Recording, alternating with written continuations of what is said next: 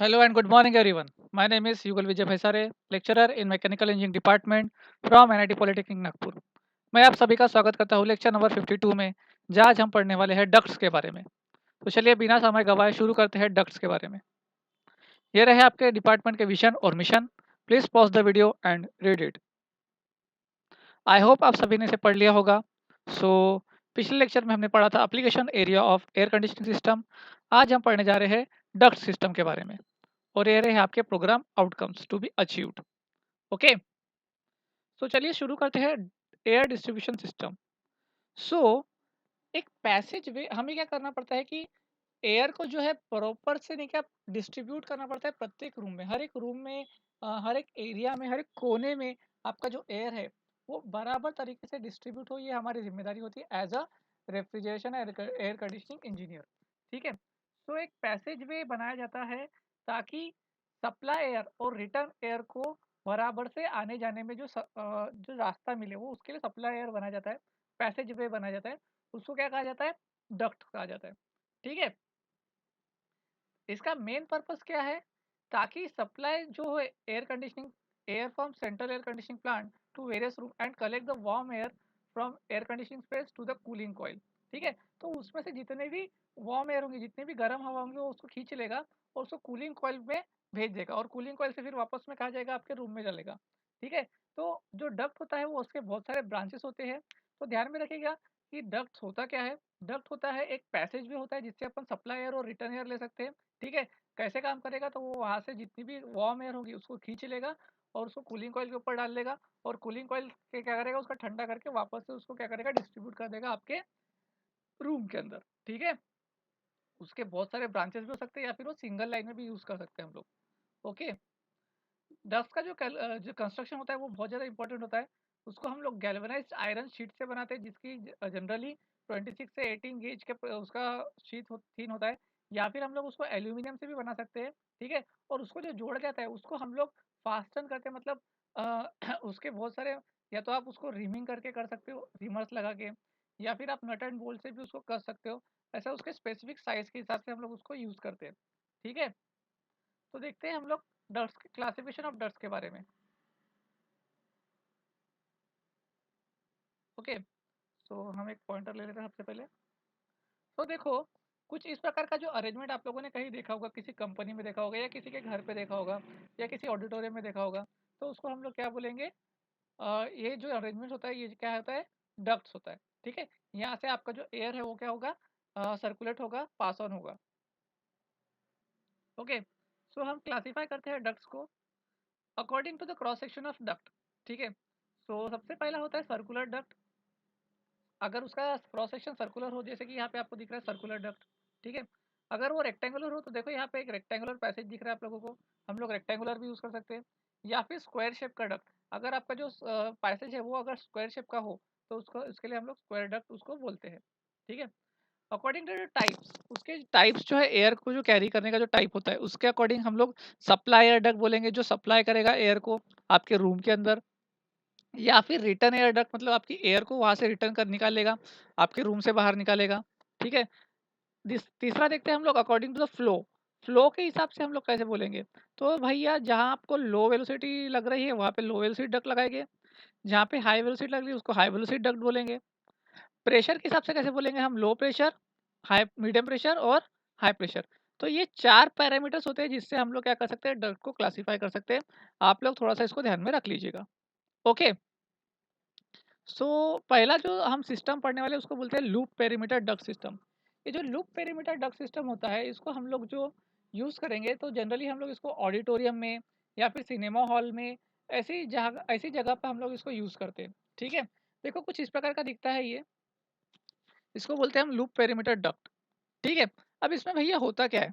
तो इसमें क्या होता है कि देखो आपका जितना भी रूम का आसपास का एरिया होगा, हम उसको पूरा का पूरा जो है रूम के एरिया को पूरा एक लूप से क्या करेंगे, घेर देंगे, एक क्लोज लूप से क्या कर देंगे, घेर देंगे।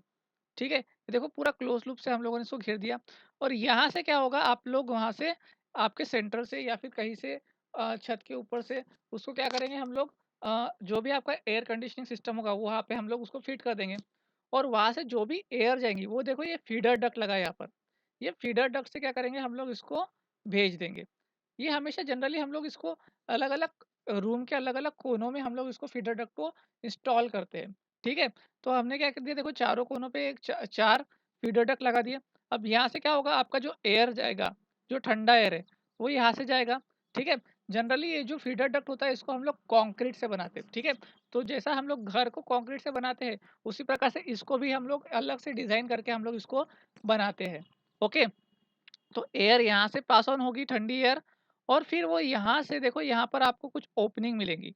ये एयर के लिए इनलेट होता है। तो आपके रूम के अंदर में, आपके ऑडिटोरियम में, सिनेमा हॉल में, यहाँ पर क्या होगा, वो एयर, ठंडी एयर क्या होंगी, वो पास ऑन हो जाएगी, ठीक है? कुछ इस प्रकार से काम करता है लूप पेरीमीटर सिस्टम। तो ध्यान में रखिएगा इसको, हम लोग जो बड़े-बड़े ऑडिटोरियम्स होते हैं या फिर सिनेमा हॉल्स होते हैं, जहाँ पे बहुत सारे लोग एक ही जगह पे इकट्ठा होते हैं, वहाँ पे हम लोग लूप पेरीमीटर सिस्टम यूज़ करते हैं, ठीक है? दूसरा होता है रेडियल पेरीमीटर डक्ट सिस्टम। तो रेडियल पेरीमीटर डक्ट सिस्टम नाम से समझ में आ रहा है आप लोगों को कि एक रेडियल सिस्टम होगा। तो क्या होता है, देखो इस प्रकार का होता है। यहाँ पे आपका जो प्लांट प्लेनियम होता है जी, मतलब जहाँ से आप लोग एयर कंडीशनिंग सिस्टम बना रहे हो, एयर कंडीशनर आपका लगा हुआ है, सो उसको हम लोग जनरली सेंटर में लगाते हैं। अगर आपके यहाँ पर, अगर आपके मॉल्स में वगैरह जगह नहीं होगी, तो आप लोग उसको कहीं कोने में भी लगा सकते हो, कोई फ़र्क नहीं पड़ता उससे, ठीक है? सो इसका काम क्या होता है, इसमें जो हम लोगों ने यहाँ पे ये जो डक्ट लगाए हुए हैं, ये जो डक्ट्स लगे हैं हमारे, ये डायरेक्टली एक रूम को अलोकेट होते हैं, ठीक है? मतलब इसके बीच में कोई भी ब्रांचेस नहीं होंगी। कोई ब्रांच नहीं, डायरेक्टली आपने एयर कंडीशनिंग से उठाया और सीधा का सीधा आपके रूम में लगा दिया, बीच में कोई ब्रांच नहीं। इसलिए इसको बोला जाता है रेडियल डक्ट सिस्टम। ये room number 1, room number 2, room number 3, ऐसे क्या करेंगे, ये एक-एक रूम को क्या करेंगे, पैसेज से क्या करेंगे, ये पास ऑन कर देंगे आपकी एयर, जैसे कि आपका सेंट्रल एयर कंडीशनिंग सिस्टम करता है ना? तो बहुत ही सिंपल है, आपको सब समझ में आ गया होगा। एक्सटेंडेड प्लेनम डक्ट सिस्टम यानी क्या होता है, देखो आपका प्लांट प्लेनम जो है एक साइड में रखाएगा, जहाँ से आपकी एयर कंडीशनिंग सिस्टम बनेगी, ठीक है? और यहाँ से क्या होगा, आपका जो एयर रहेगा वो क्या करेंगे, हम लोग उसको पास ऑन करेंगे। अब यहाँ पे लगे रहेंगे कुछ ब्रांचेस, मान लो ये हमारा एक रूम है, रूम नंबर 1। तो यहाँ पर क्या आएगा, यहाँ पे अगर एयर कंडीशनिंग की आवश्यकता पड़ी, तो यहाँ से रूम के लिए एयर चली जाएंगी। ये रूम नंबर 2, तो यहाँ से चली जाएंगी। 3, 4, 5, 6, तो ये अलग-अलग तरीके के आउटलेट्स यहाँ पे बने हुए होंगे, ठीक है? आउटलेट्स, सीलिंग आउटलेट वगैरह जो मैंने आपको पढ़ाया था, उस प्रकार से ये बने रहेंगे। सो यहाँ से क्या करेंगे, हम लोग इसको एयर को, ठंडी एयर को पास ऑन कर देंगे। समझ में आ गया तीनों भी, लूप पेरीमीटर, रेडियल पेरीमीटर और extended plenum duct system. Okay, चलिए आगे बढ़ते हैं। सिलेक्शन ऑफ डक्ट, तो ये बहुत ज़्यादा इंपॉर्टेंट है कि आपको डक्ट किस प्रकार से सेलेक्ट करना पड़ेगा। जो कन्वेंशनल सिस्टम होता था, जो पुराना सिस्टम होता था, यहाँ पे हम लोग क्या करते थे कि डक्ट को हम लोग बेसमेंट में लगा देते, ठीक है? और आउटलेट्स को हम लोग क्या करते थे, सीलिंग से या फिर वॉल से हम लोग क्या करते थे, भेजने की कोशिश करते थे। आजकल हम लोग इतना इतना नहीं सोचते, हम लोग डक्ट्स को बराबर से इंस्टॉल कर सकते हैं। आप अपने घरों की छतों पे देख सकते हो, या फिर घर के बाहर से भी हम लोग डक्ट्स को लेके आ सकते हैं। Okay. High velocity system is used in a multi room buildings, ठीक है? तो जिस जो मल्टी रूम बिल्डिंग है, जहाँ पे बहुत सारी बिल्डिंग्स लगते हैं, जहाँ बड़े बड़े होटल्स होते हैं, वहाँ पे हम लोग हाई वेलोसिटी सिस्टम यूज करते हैं। The extended planar system is use for L shape building. L shape की अगर आपकी बिल्डिंग होती है, ठीक है, तो हम लोग एक्सटेंडेड प्लेनर सिस्टम यूज करेंगे, क्योंकि वो बहुत आसानी से हम वहाँ पे इंस्टॉल हो जाएगा। Loop perimeter system is use for large halls, ठीक है, मैंने आपको बताया लार्ज हॉल्स के लिए हम लोग लूप पेरीमीटर सिस्टम बनाएंगे। Radial perimeter system is use for the symmetric building. अगर आपकी बिल्डिंग सिमेट्रिक है, मतलब आप लोग बीच में क्या कर सकते हो, उसको इंस्टॉल कर सकते हो, और आजू बाजू में हर जगह पे आप उसको भेज सकते हो, तो आप बेशक बेशक रेडियल पेरीमीटर सिस्टम यूज कीजिए, बहुत अच्छे से काम करेगा। प्रिकॉशन क्या क्या लेने हैं आपको, तो length of duct should be as short as possible. जितना भी लेंथ रहेगा आपका डक्ट का, उसको जितना कम रख सकते हो आप उतना कम रखो, ताकि रूम में बराबर से एयर पास ऑन हो सके, और उसमें जितने भी लॉसेस होंगे वो सारे कम हो जाए। Ducts must be made air tight to avoid the leakage. Ducts को आपको एयर टाइट रखना ही रखना पड़ेगा, नहीं तो क्या होगा, वहां से एयर जो है वो लीक हो जाएगी। डक्ट्स में भी प्रॉपरली इंसुलेटेड इंसुलेटेड होना बहुत जरूरी है, वरना बाहर की हवा आ जाएंगी तो आपकी जो ठंडी हवा है वो गर्म हो जाएगी। Ducts must be well supported and properly branched, ठीक है? तो उसको जो है सपोर्ट जो है बराबर से मिलते रहना चाहिए, उसकी ब्रांचेस जो है बराबर से निकलती रहनी चाहिए। Ducts must be provided with adequate opening for inspection and cleaning. तो अगर आपको मान लो कहीं पता चल गया फ्यूचर में कि आपकी जो डक्ट है वो खराब हो गई, तो आप क्या करोगे भैया?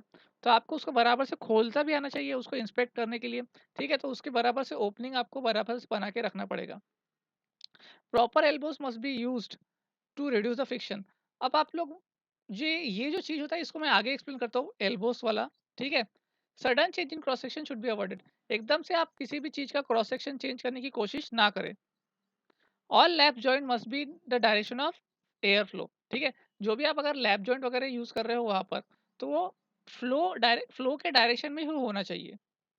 और लास्ट में कैनवास और asbestos must be used as a fan, ठीक है। तो कैनवास का मटेरियल होता है या फिर एस्बेस्टस का मटेरियल होता है, तो हम लोग उसको एज अ फैन भी यूज़ कर सकते हैं। लॉसेस इन डक्ट्स, ये भी बहुत ज़्यादा इंपॉर्टेंट है, आपके एग्जाम में बहुत बार पूछेगा, ठीक है। तो इसको थोड़ा सा ध्यान से पढ़ लीजिए। सबसे पहला होता है सरफेस फ्रिक्शन लॉस। तो आप लोगों ने पढ़ा होगा ये फ्लूइड मैकेनिक्स में कि अगर कोई भी फ्लूइड जो है वो किसी भी सरफेस के ऊपर से जा रहा है, तो ड्यू टू विस्कोसिटी उसमें क्या होगा, उसमें क्या रेजिस्टेंस अफेक्ट होगा, उसमें रेजिस्टेंस होगा, ठीक है। फ्रिक्शन क्रिएट होता है उसमें, तो फ्रिक्शनल लॉस भी होना चाहिए वहाँ पर। तो फ्रिक्शनल लॉस किस प्रकार से होगा भैया, तो भैया फ्रिक्शनल लॉस को हम लोग कैलकुलेट करते हैं इस फॉर्मूले से, एच एफ से, ठीक है। फ्रिक्शनल लॉस का फॉर्मूला होता है F L V square upon two G T.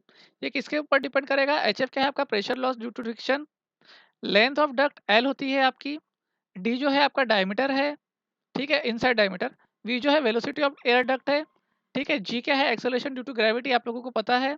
F जो है कोएफिशिएंट ऑफ फ्रिक्शन। तो ये जो है एच एफ, ये किसके किसके ऊपर डिपेंड करेगा, आपकी वेलोसिटी के ऊपर, आपके डायमीटर के ऊपर, आपकी लेंथ ऑफ डक्ट के ऊपर। ये तीनों ही पैरामीटर आपको चेंज करने होते हैं, बाकी जो कांस्टेंट होता है आपका, ठीक है। तो इसलिए ध्यान में रखिए लॉसेस इन डक्ट में एयर सरफेस फ्रिक्शन लॉस, ये बहुत ज़्यादा इंपॉर्टेंट है, आपको इसको हर इसमें कंसीडर करना पड़ता है अगर आपको डक्ट्स को डिज़ाइन करना है तो, ठीक है। दूसरा होता है losses due to the change in direction. मान लो अगर क्या हो रहा है, आप लोग क्या कर रहे हो, यहाँ पे डायरेक्शन को चेंज कर रहे हो, ठीक है। ये आपका मान लो यहाँ से आपका एयर आ रहा है, और यहाँ पे क्या हो रहा है, लार्ज डक्ट से एकदम से आप स्मॉल डक्ट की तरफ जा रहे हो, लार्ज डक्ट से क्या हो रहा है, आप एकदम स्मॉल डक्ट की तरफ जा रहे हो, कॉन्ट्रैक्शन हो रहा है वहाँ पर। तो क्या होगा, यहाँ पर अगर आप 90 डिग्री का एंगल यहाँ पे प्रोवाइड कर रहे हो, तो यहाँ पे एडीज फॉर्म होते हैं, यहाँ पे वर्ल्स फॉर्म होते हैं, वर्ल्स। वर्ल्स यानी अगर नहीं समझ में आए तो आप लोग क्या करना, बाल्टी लेना, बाल्टी में ऐसा ऐसा गोल गोल घुमा के देखना, तो जो वर्लपूल बनता है उसको क्या बोलते हैं हम लोग, वर्ल्स बनते हैं। वैसा ही यहाँ पर क्या होता है, ये वर्ल्स क्रिएट होते हैं, और ये वर्ल्स फिर हम लोग तो इससे क्या होता है, यहाँ पे लॉसेस क्रिएट होते हैं। मतलब जितना अमाउंट ऑफ एयर आपको लोगों को स्मॉल डक्ट में चाहिए था, उतना अमाउंट ऑफ एयर आपको नहीं मिलेगा। तो ये लॉसेस ना हो इसलिए हम लोग क्या करते हैं, यहाँ पे 90 डिग्री का एंगल ना देते हुए हम लोग उसको बराबर से एक अच्छा सा इंक्लाइन सरफेस देते हैं, ठीक है। तीसरा होता है due to change in velocity due to certain contraction. अभी देखो ये डायग्राम है, यहाँ पर क्या होगा, अगर मैं यहाँ पर ये ये जो एरिया है, ये एरिया अगर मैं ना लगाऊं, ये जो एरिया है मैं अगर इसको ना लगाऊं, तो क्या होगा, अगर ये एरिया में अगर इसको ना लगाओ तो क्या होगा, ये डायरेक्टली लार्ज डक्ट से स्मॉल डक्ट की तरफ लग जाएगा। और अगर हाई वेलोसिटी से मेरा अगर कुछ लार्ज डक्ट से आ रहा है और स्मॉल वेलोसिटी की तरफ चलेगा, तो क्या होगा, उसमें बहुत ज़्यादा प्रेशर क्रिएट हो जाएगा, प्रेशर भी क्रिएट हो जाएगा, और उसमें क्या लॉसेस भी क्रिएट हो जाएंगे। इसीलिए इन सबको हटाने के लिए हम लोग क्या करते हैं, यहाँ पे एक ट्रांसफॉर्मेशन पीस लगाते हैं, ट्रांसफॉर्मेशन पीस लगाते हैं, जिसको हम लोग क्या बोलेंगे, जिसकी वजह से क्या होगा, जो कॉन्ट्रैक्शन हो रहा है वो क्या होगा, वो कम हो जाएगा, जो लॉसेस है वो कम हो जाएंगे। और उसी तरह का से अगर आप एनलार्जमेंट कर रहे हो, मतलब स्मॉल से लार्ज की तरफ जा रहे हो, देखो यहाँ पर स्मॉल से लार्ज की तरफ जा रहे हो, यहाँ पे मैंने कुछ नहीं लगाया, डायरेक्टली 90 डिग्री का एंगल है। तो यहाँ पे देखो इस प्रकार का यहाँ पे वर्ल्स क्रिएट हो जाएंगे, एडीज क्रिएट हो जाएंगी। एडी ये नाम ध्यान में रखिएगा, एडी लिखना पड़ेगा आपको, ठीक है। तो यहाँ से क्या होगा, लॉसेस क्रिएट हो जाएंगे, इसलिए यहाँ पर भी मुझे क्या लगाना पड़ेगा, एक ट्रांसफॉर्मेशन पीस लगाना पड़ेगा, ठीक है। ध्यान में रखिए ये लॉसेस के बारे में। और लास्ट है लॉसेस ड्यू टू एल्बोज। तो मैंने आपको बोला था जैसे कि एल्बोज, ठीक है। तो एल्बो जॉइंट्स भी आप लोगों का प्रॉपर होना चाहिए। अगर आप अगर कर्व बना रहे हो, वो कर्व भी आपका प्रॉपर होना चाहिए, ठीक है। तो ध्यान में रखिएगा, रेडियस रेशियो और एस्पेक्ट रेशियो उसमें काम करता है। रेडियस रेशियो क्या होता है, आपका radius upon width of the of the duct, और एस्पेक्ट रेशियो यानी क्या होता है, diameter upon width of the duct, ठीक है। तो इसको ध्यान में रखिएगा आप लोग। एक और लॉस होता है इसमें ड्यू टू हीटिंग और कूलिंग। तो ड्यू टू हीटिंग और कूलिंग मतलब अगर बाहर से कुछ भी, अगर आप ठंडी एयर पास ऑन कर रहे हो और बाहर से कुछ भी थोड़ी सी हीट आ गई, तो थोड़ा सा आपके डक्ट्स के अंदर के जो टेम्परेचर है उसमें चेंजेस भी हो सकता है, तो वो भी एक छोटा सा माइनर लॉस होता है, उसको भी आपको कंसिडर करना पड़ेगा, ठीक है। आई होप सभी को डक्ट्स के बारे में समझ में आया होगा। अगर नहीं समझ में आया होगा तो प्लीज़ एक बार इस वीडियो को फिर से देखिए। तो यूनिट आउटकम्स क्या अचीव हुए, हम डिस्क्राइब कर पाए डक्ट्स को, आज हमने देखा कि टाइप्स ऑफ डक्ट्स क्या है, लॉसेस इन डक्ट्स क्या होता है, और ये रहे आपके programme outcomes which be achieved. Okay, question किस प्रकार से पूछेगा आपको एमएसबीटी, तो क्वेश्चन पूछेगा लिस्ट करो 3 duct system and describe the close perimeter system. तो आप लोगों को जो भी डक्ट सिस्टम है उनको आपको लिस्ट बताओ, आपको उसका डिस्क्रिप्शन बताओ, और क्लोज पैरामीटर सिस्टम को समझाओ, और उसका स्केच भी बनाओ बोलते हैं। ठीक है, describe radial duct system with net sketch. Okay, हम डिस्क्राइब कर देंगे, कोई प्रॉब्लम नहीं है। लॉसेस इन डक्ट्स के बारे में बताओ, तो लॉसेस इन डक्ट्स बता सकते हैं। आस्पेक्ट रेशियो और रेडियस रेशियो क्या होता है, तो मैंने आपको लास्ट में अभी एक्सप्लेन किया है। Thank you for today's lecture. अगले लेक्चर में हम लोग पढ़ेंगे फैंस और ब्लोअर्स के बारे में। तब तक के लिए keep learning, happy learning, bye bye.